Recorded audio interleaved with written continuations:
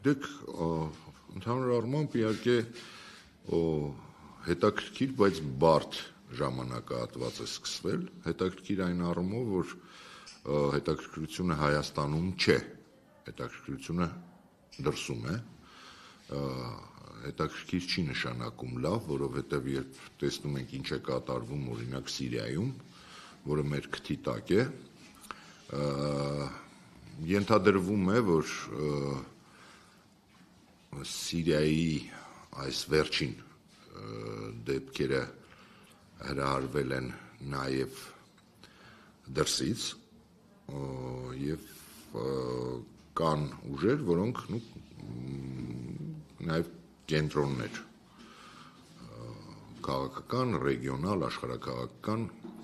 որոնք ուզում են Սիրիան դարձնել Հարավսլավիա, այսինքն մասնատել մի քանի երկրի, դրան ես կարծում եմ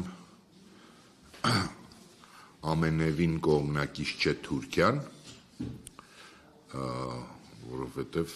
վախ կա, որ դա կարող է հետո տարածվել նաև, այդ թվում իրենց վրա, որովհետև շատ հետաքրքիր էր բավականին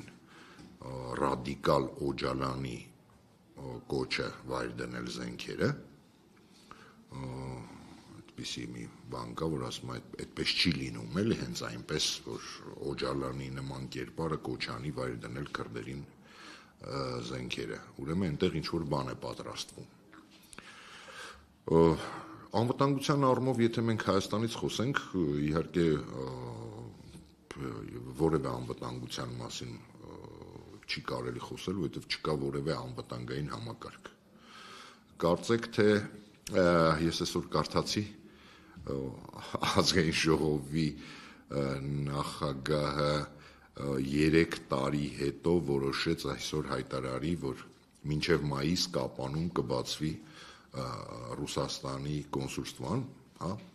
հյուպատոսությունը, չգիտես ինչու նոր որոշեցին դա ասել, ենթադրվում է, որ աշխարհում տեղի ունեցող այս գործընթացների հետևանքով այս իշխանությունները մնացել են լրիվ անտեր աշխարհաքաղաքական առումով և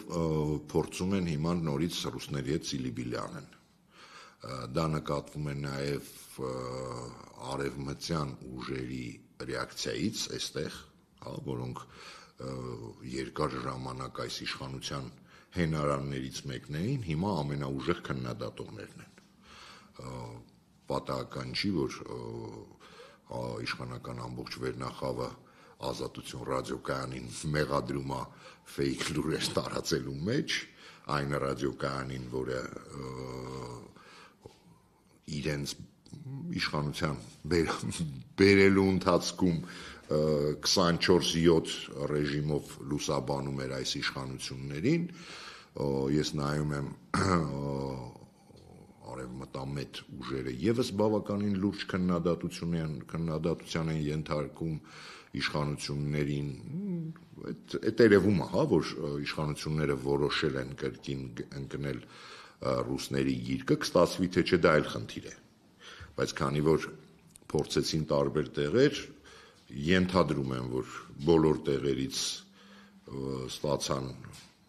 կամ չոր, այսպես ատկաս կամ ասեցին տղեկ, հիմա մենք ծանր վիճակում ենք, գնացեք ձեր գլխի ճարը տեսեք։